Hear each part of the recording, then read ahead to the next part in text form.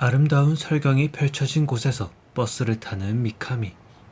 홋카이도에 여행을 온 거였다면 정말 좋았겠지만 그는 13년이 넘는 기간 동안 옥살이를 해야 했기에 이곳에 있었습니다. 그리고 버스를 타고 가는 길에 이런 말을 내뱉죠. 俺はもう極道じゃねえか。 미카미가 교도소에 있었던 건 다 이유가 있습니다. 그가 아내를 위협하는 상대 조직의 남자를 빼앗은 칼로 11차례나 찔렀기 때문이죠. 그는 왜 이런 짓을 저질렀고 이후에 어떤 삶을 살아가게 되었을까요? 불의를 보면 물불 가리지 않고 덤비는 미카미는 단 한 가지만을 바랬습니다. 바로 가족. 그가 원했던 건 가족이라는 작은 울타리였습니다. 사생아로 태어난 그는 4살이라는 어린 나이에 시설에 맡겨졌고 초등학교를 졸업하기 전에 시설을 떠나 방황하는 삶을 살아가게 되죠. 그래서 그는 출소 후에도 어머니의 흔적을 끊임없이 찾습니다. 다큐멘터리 감독 츠노다의 도움 아래 영상을 제작하고 이를 방영하게 되면 어머니를 찾을 수 있다는 작은 희망을 품었던 거죠.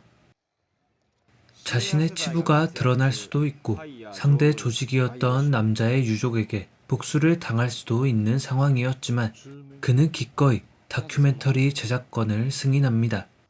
이유는 오로지 한 가지, 어머니가 그 영상을 보고 자신을 찾아주길 바랬기 때문. 그래서인지 그는 가족이란 형태를 짓밟는 어떤 행위도 용서하지 않습니다. 아이를 시설에 버리고 가는 미혼모 소식에 붕괴하고 아이의 선물을 사가는 아버지를 괴롭히는 불량배를 보며 결코 참지 않고 싸움질까지 벌이며 말이죠. 심지어 그는 이제 전 부인이 되어버린 쿠미코를 찾아간 곳에서 어린 여자아이를 만나게 됩니다. 만에 하나 자신의 아이일지 모른다고 생각하며 나이를 물었지만 아이는 초등학교 3학년에 불과했죠. 13년이라는 긴 공백이 있던 미카미와 쿠미코의 사이. 초등학교 3학년에 들어간 아이의 나이는 많아야 9살. 어떻게 끼워 맞춰 보아도 이 아이가 자신의 딸일 가능성은 영에 수렴합니다.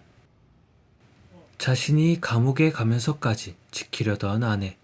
하지만 그 아내는 이미 새로운 살림을 차렸고 예쁜 딸 아이까지 낳았습니다. 그것도 그가 감옥에 간 지 몇 년이 되지 않았던 짧은 시간 만에 말이죠. 보통의 사람이라면 분노할 수도 있습니다.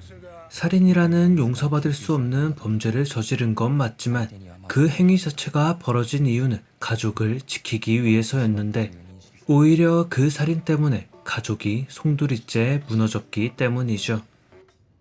하지만 그는 잔잔한 미소와 함께 그곳을 빠져나옵니다. 결국에 그 일이 벌어진 것도 자신이 야쿠자라는 부도덕한 일에 발을 담갔기 때문이기도 하지만 더 중요했던 건 안정적인 가정을 깨지 않는 것이었습니다. 자신이 가질 수 없다 해서 가족이라는 작은 공동체는 다 무너져야 하는 건 아니었습니다. 오히려 자신은 어떻게 해서도 가질 수 없던 가족이라는 울타리가 무슨 일이 있어도 지켜지기를 진심으로 바랬습니다. 영화에서 두드러지는 또 한 가지는 화려했던 야쿠자의 몰락입니다. 싸움꾼 맞짱이라고 불렸던 미카미는 야쿠자로서 거친 삶을 살아온 사람입니다. 명성이라 해봐야 악명뿐이겠지만 그로서는 의미 있는 명성을 떨치기도 했죠. 하지만 13년 만에 사회로 돌아온 그에겐 야쿠자란 꼬리표는 더 이상 달가운 명성이 아니었습니다. 그는 하지도 않은 절도 혐의로 슈퍼 점장에게 추궁당하기도 하고 일자리를 구하던 중에도 노골적 차별을 당하기도 합니다. 그럼에도 그는 포기하지 않고 사회로 돌아가려는 노력을 합니다. 물론 그 시도는 번번이 실패로 돌아갔고 그러자 그는 야쿠자 생활을 했을 때의 친구 아키에게 연락을 하게 되죠. 아키는 여전히 화려한 삶을 사는 듯 했습니다. 기사가 딸린 리무진에 넓은 저택까지. 미카미가 야쿠자 생활을 할 때와 큰 차이 없는 풍요로운 삶처럼 보였으니 말이죠. 하지만 실상은 그렇지 않았습니다. 아키는 당뇨로 왼쪽 다리를 잘라야만 했고 경찰 눈치나 살피며 숙여야 하는 입장이었습니다. 야쿠자로 몸담았던 경험 때문에 차별받는 미카미, 그리고 문제가 생기면 언제나 의심받는 아키. 이들은 한때 떵떵거리며 지내던 뒷골목의 실세였습니다. 하지만 시간이 흐르며 야쿠자는 더 이상 불량 청소년의 선망이 되는 일도 큰 돈을 벌 기회를 잡는 것도 어려운 세상이 되어버렸죠. 이제는 큰 플러스가 아니 오히려 커다란 마이너스가 되는 야쿠자란 경력과 직업은 과거의 향수에 젖어 살던 미카미와 아키를 좌절시키는 현실적 요소였습니다.